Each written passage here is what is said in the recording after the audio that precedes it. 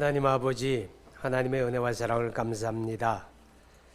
한 주간도 우리의 삶을 지켜주셨음을 감사드리고 오늘 하나님 앞에 나오며 예배자로 세워주심을 감사합니다. 준비된 예물을 드립니다. 믿음으로 드리며 감사함으로 드리며 하나님을 인정함으로 드리나이다. 아버지의 귀한 예물 받으소서. 예물이 주님 나라에 꼭 합당하게 쓰여지도록 하나님의 간섭해 주시고 주의 사랑하는 권속들의 가정, 직장, 생업 위에 때를 따라 돕는 주의 은혜와 복이 있기를 바라며 하나님의 손길로 하나님의 권속들을 지켜주셔서 악한 질병, 악한 환경에 사로잡히지 않도록 하나님 보호해 주시기를 간절히 원합니다. 예수님 이름으로 기도합니다. 아멘. 오늘 우리 성미구제부에서 찬양을 드렸는데 이 구제부에서 드리는 그 성미가 있거든요. 그거는 전부 다 구제미로 씁니다. 교회 안에 생활이 어려운 분들에게 구제미로 쓰여지고 있는데 여러분이 잘 협력해 주셔서 감사하고 또 그것을 잘 관리해 주셔서 감사드립니다.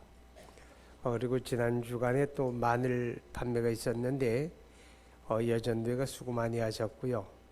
교회가 뭐 이익을 취하는 게 아니고 전라남도 고흥 반도에 있는 그 금동화평교회라고 하는 교회에서 보내온 겁니다. 그걸 우리가 팔아서 보내주는 건데 그 교회가 그 유치한 지역에 3개 부락이 있는데 전부 합치면 한 80가구 된다고 그래요. 그런데 뭐 처음에는 한 20여 명 이렇게 모였는데 그 3개 부락 80가구 가운데 제일 젊은 사람들이 60대랍니다. 아주 청년이 60대예요. 여러분 거기 가면 애들 취급받을 거예요. 근데 이제 처음에 한 80명, 한 20명 됐는데 그 목사님이 이제 하는 일이 전부 장사 지내는 일만 하는 거예요. 어떤 데는 매월 장사를 지내기도 하고 그러다 보니까 점점 줄어가지고 이제 4명 남았대요. 돌아가실 분들 4명 남았는데 그래도 포기할 수 없잖아요. 그죠? 그리고 또 거기 계신 어르신들 또 다 예수 믿어야 하잖아요. 전도해야 하고. 그래서 여러분이 그 이제 마늘 한 접 사주는 게 그런 교회가 유지가 되어지는데 그게 보탬이 되는 겁니다. 잘하셨어요. 여전도에 수고하셨고 감사드립니다.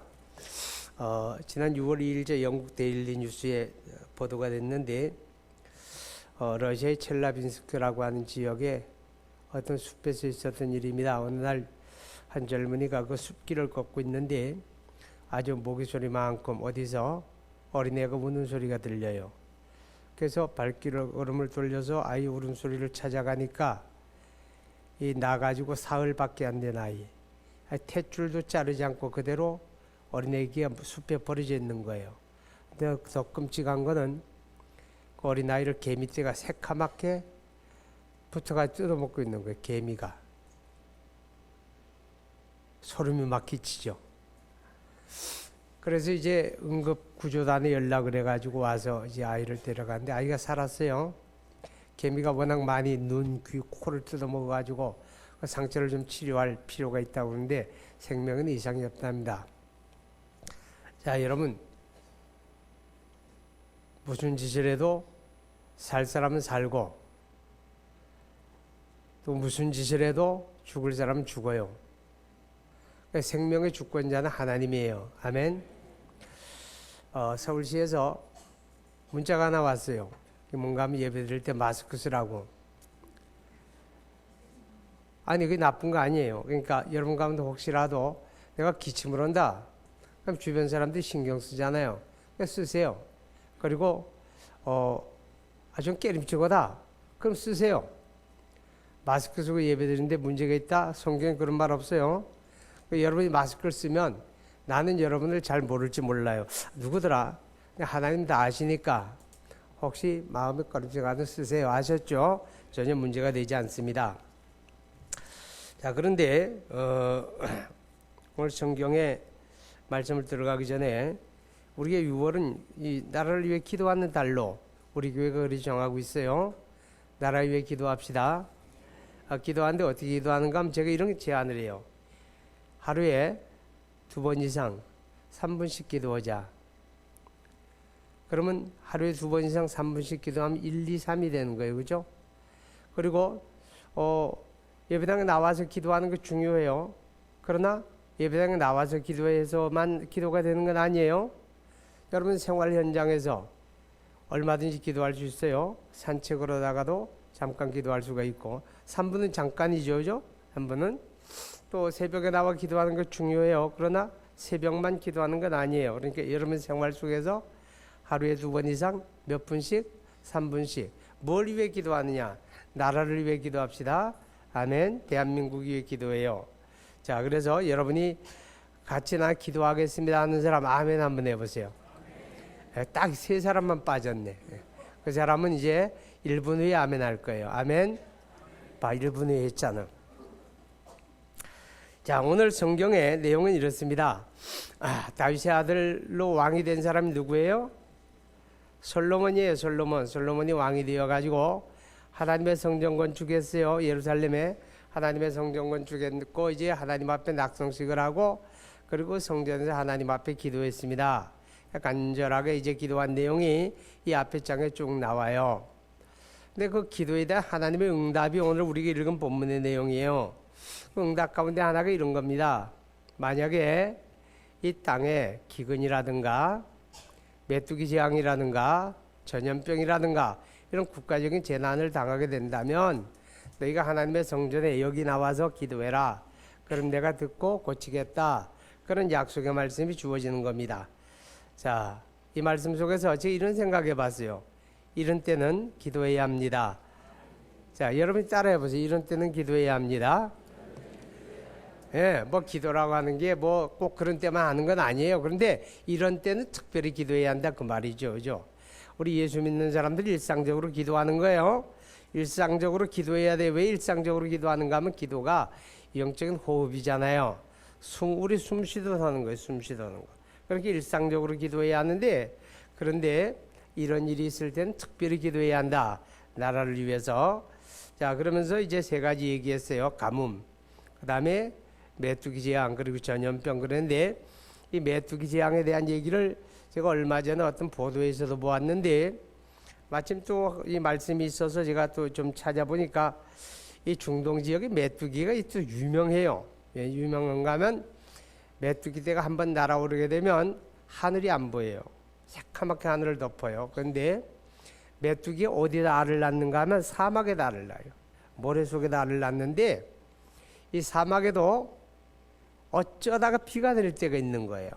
비가 뭐 홍수지게 내리는 게 아니고 어쩌다가 비가 내리는데 이 비가 내리게 되면 그게 1년이 되든 2년이 됐든 비가 한번 쓱 내리면 그때 사막의 모래알 속에 있던 메뚜기 알이 한꺼번에 부화를 해요. 한꺼번에 부화해가지고 확 떠오르게 되면 하늘을 새까맣게 가리는 거예요. 근데 이 메뚜기 떼가 한번 싹 지나가면 그냥 농작물이 초토화되는 거예요. 완전히 초토화되는 거예요. 사람이 짓밟아도 그렇게 못할 정도로 다 갉아먹어 버리는 거예요. 근데 이 메뚜기가 싹 부화해서 하늘로 올라가지고 어느 방향으로 갈 거냐, 이게 중요한 거예요. 근데 그게 누가 결정하는가 하면 바람이 결정을 해요. 바람이 부는 방향을 따라 메뚜기 떼가 날아가면서 그 지역을 완전히 쓸어버리는 거죠. 우리 성경에도 보면 그런 메뚜기 재앙이 나오잖아요. 그죠? 이렇게 끔찍한 거더라고요. 자, 어쨌든 기억해야 할 거는 위기라고 하는 거, 우리 생활 속 개인적으로든 또 교회적으로든 국가적으로든 위기라고 하는 건 하나님을 찾을 때다. 아멘. 하나님을 찾을 때다. 그걸 우리에게 말씀을 합니다. 야고보서 5장 13절에 너희 가운데 고난당하는 자가 있느냐, 저는 기도하라 그랬어요. 그러니까 위기는 기도할 때다. 그런 하나님의 음성이죠. 너 기도해라. 그런 하나님의 음성이 우리에게 들려지게 됩니다.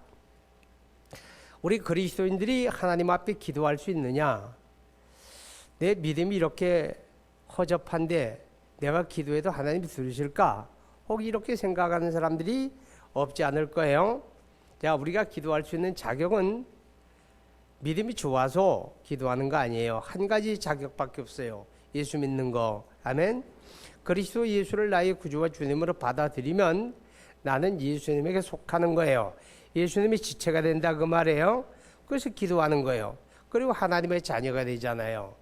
그래서 우리가 예수 믿고 구원받은 하나님의 사람들은 믿음의 크고 작음을 떠나서 우리가 하나님 앞에 기도하면 하나님이 우리의 기도와 간구를 들으시기 때문에 우리 믿음의 사람들이 언제라도 하나님 앞에 기도해야 합니다. 자, 그런데 우리가 기도하는 이유 가운데 하나는 14절에 보니까 내 이름으로 일컫는 내 백성이 그들의 악한 길에서 떠나 스스로 낮추고 기도하여 내 얼굴을 찾으면 내가 하늘에서 듣고 그들의 죄를 사하고 그들의 땅을 고칠지라. 왜 기도하느냐? 해결의 길이 누구에게 있습니까? 하나님에게 있다 그 말이죠. 가뭄이 되었든 메뚜기 재앙이 되었든 전염병이 되었든 그 해결의 길이 하나님에게 있기 때문에 그렇다 하는 겁니다. 하나님이 긍휼히 여기시고 하나님이 용서하시고 은혜를 베풀면 한순간에 해결이 되는 거예요. 아멘. 근데 반대로 하나님이 방치해 버리게 되면 별것 아닌 것들이 국가적인 재난이 되는 거죠. 자, 뭐 중동 호흡기 증후군이라고 그래 메르스라고 하는데, 자, 이 메르스라고 중동 호흡기 증후군이 그렇게 심각한 건 아니에요. 뭐 지금 창궐한 것도 아니고 아침 뉴스에 보니 64명 발병했더라고요. 64명 발병했는데 5명 죽었어요. 5명 돌아가신 분 가운데 4명이 70대 이상의 노인들이에요. 병원에 입원해 있던 노인들이고 한 분이 50대가 돌아가셨는데 이분은 천식 환자예요. 천식 환자가 입원해 있다가 이제 발병해서 돌아가신 거예요. 그러니까 건강한 사람들은 그냥 감기입니다. 감기. 열나고 기침하고 감기예요. 그러니까 건강한 사람들은 걸려봐도 별거 아닙니다. 잘 극복이 돼요. 뭐 약이 없다, 치료제가 없다는데 그거 아니에요. 대증요법이라고 해서 열나면 뭐 열제 먹이고 항생제 먹이고 그래서 다 치료가 되는 거예요. 다 되는데 다만 위험군이 누구냐?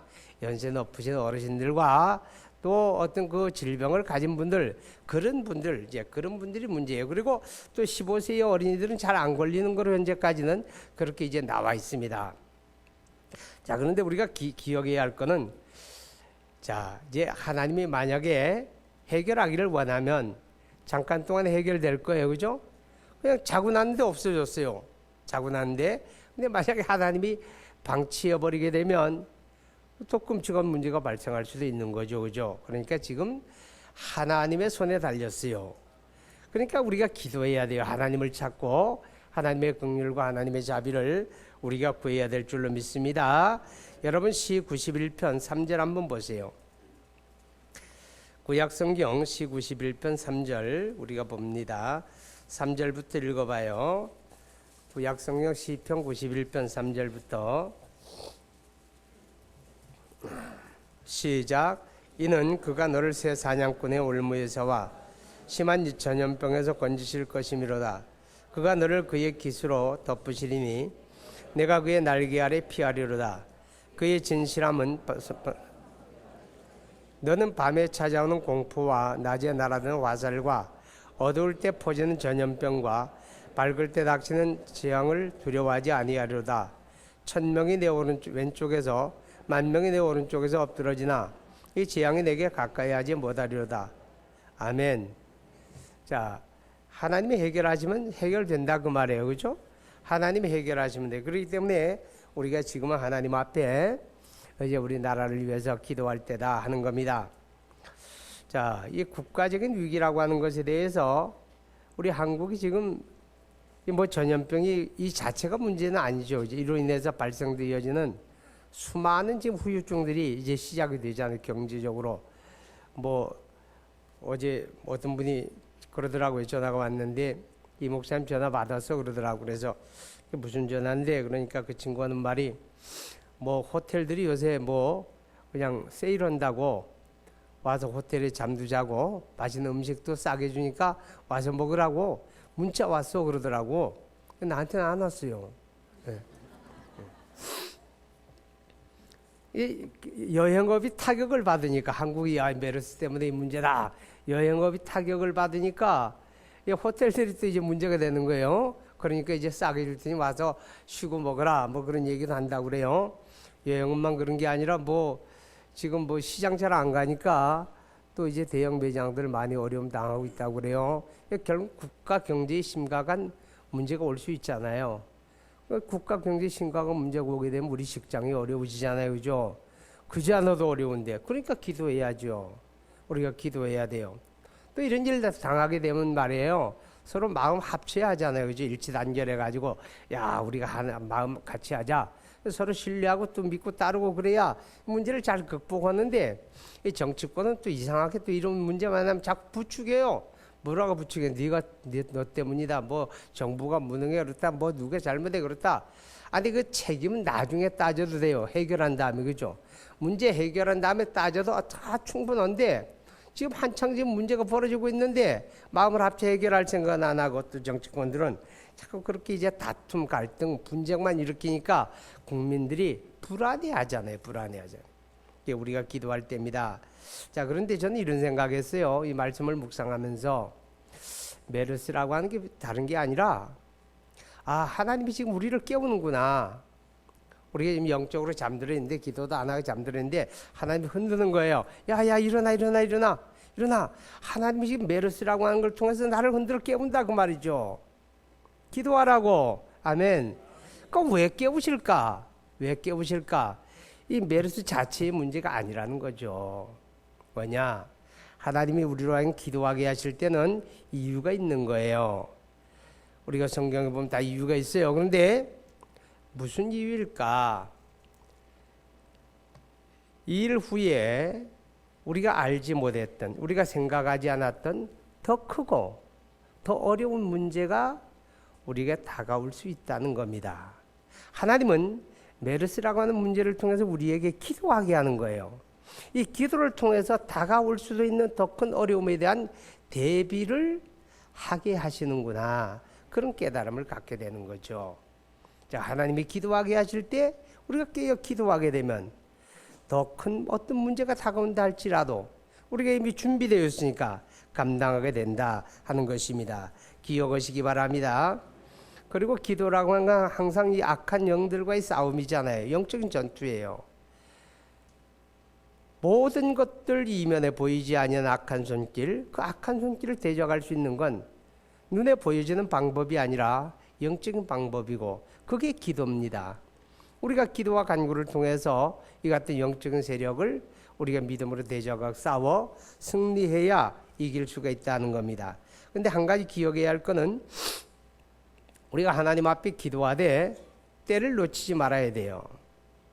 때를 놓치게 되면 기도할지라도 효과를 얻지 못한다 그 말이죠. 우리 병도 그렇잖아요. 어떤 병에는 조기에 발견하게 되면 잘 치료가 돼요, 그죠? 근데 때를 놓쳐버리게 되면 백약이 무효가 된다 그 말이죠. 그러니까 우리가 하나님 앞에 기도할 때도 하나님이 자극을 주시고 하나님이 흔들어 주시고 깨울 때, 그때 깨어서 우리가 기도해야 되는 거지. 하나님이 깨우시는데도 못 들은 척 못 본 척 완악한 마음 가지고 거역하고 있다가 때가 다 지나간 다음에 그때 가서 이제 울고 불고 할지라도 무슨 소용이 있냐 그 말이죠. 아무 소용 없는 거예요. 때가 우리에게 왔어요. 지금 하나님 우리를 깨우시니까 이 때에 저와 여러분이 영적으로 깨어나서 기도해야 됩니다.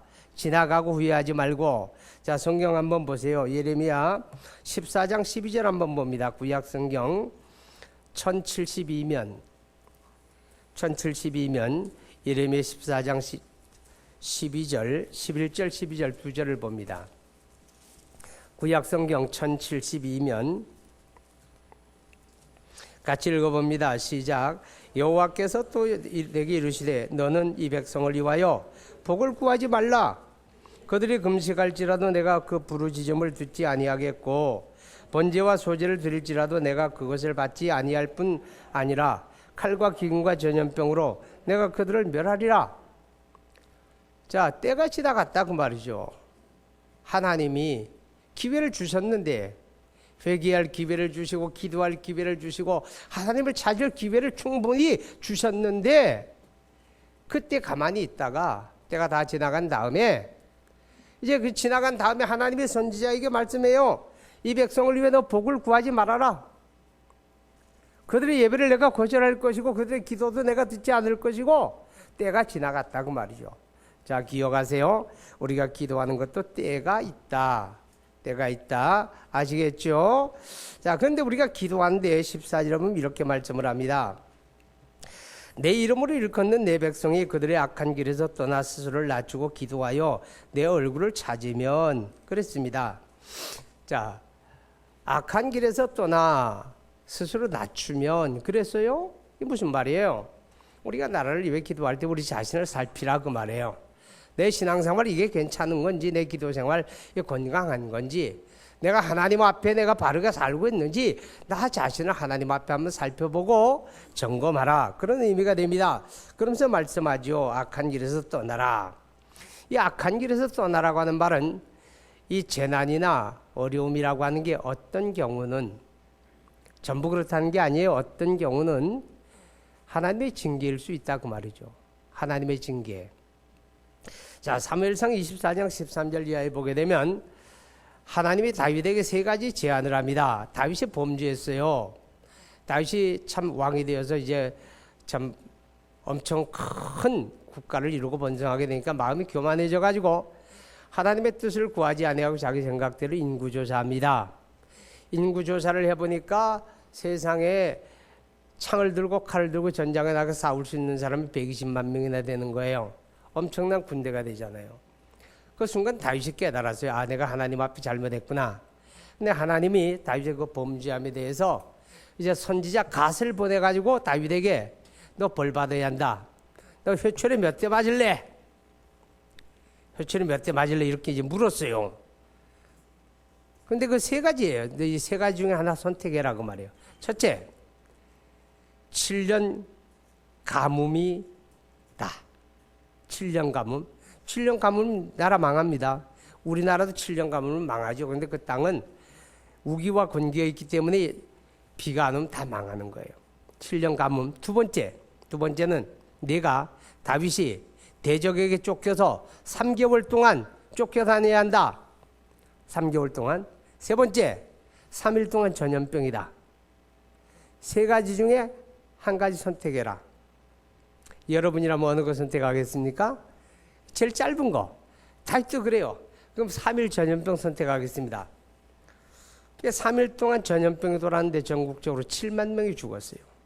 7만 명이.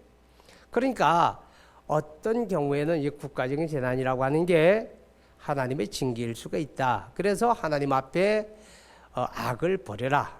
우리가 버려야 될 것들을 한번 살펴볼 필요가 있습니다. 사실 자유대한민국이 뭐 우리 장로님 기도하시면서도 그랬지만은 뭐 부존자원에는 없는 나라잖아요. 그죠? 기술력도 없는 나라였어요. 자, 거기서 설상가상으로 일제 36년 지배를 받고 또 6.25 전쟁으로 통해 이 땅이 초토화되고 잿더미 됐잖아요. 희망의 씨를 찾을 수가 없는 그런 곳. 근데 오늘 우리 대한민국이 이만큼 사는 거 하나님의 번영 주셨잖아요. 그죠? 하나님이 대한민국을 평화롭게 지켜주셨잖아요. 그럼 감사해야 하잖아요. 그죠? 하나님 감사해요. 하나님 은혜입니다. 그래야 하는데 감사하는 사람 별로 없고요. 다 욕심 보따리를 더 풀어놔요. 그리고 왜 안 채워지냐고. 나 더 많이 가지고 싶은데 왜 안 채워지냐고. 그래서 욕심을 더하고. 그래서 감사보다 갈등과 불평이 더 많죠. 불만이 터질 지경이에요. 절대 빈곤의 문제가 아니에요. 욕심 때문에 그런 거예요. 가진 자는 더 가지려고 하고 없는 자는 왜 너만 가졌느냐 그러고. 이게 우리의 문제입니다. 그러다 보니까 대화나 타협이 없어요. 그냥 끝없는 갈등과 대립만 존재하는 우리의 현실이죠. 거기다 하나님이 우리 이웃 사랑하라고 하는데 우리 이웃 사랑하지 못하잖아요. 이웃이 보여지지 않는 걸. 자기밖에 몰라요. 극단의 이기주의에 빠져가지고 전부 다 자기 나만 이러고 살잖아요. 이게 우리의 악한 모습이죠. 하나님 앞에.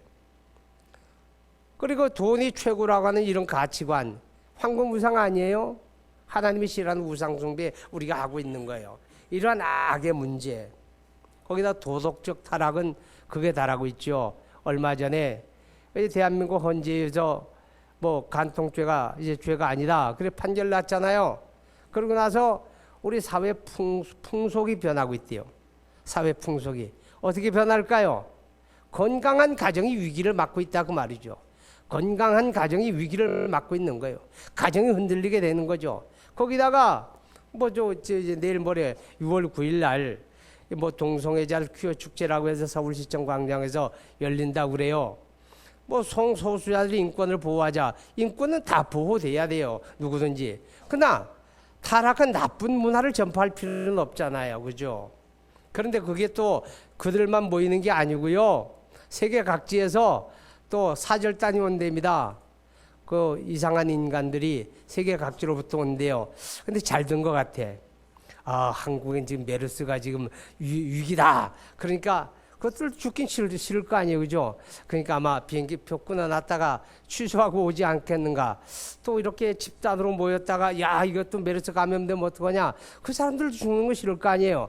아마 그래서 6월 9일 날 비가 쏟아지거나 아니면 이제 시청 앞에서 메르스 환자가 있다. 이렇게 또 소문이 나거나. 그래서 아마 무산되지 않을까.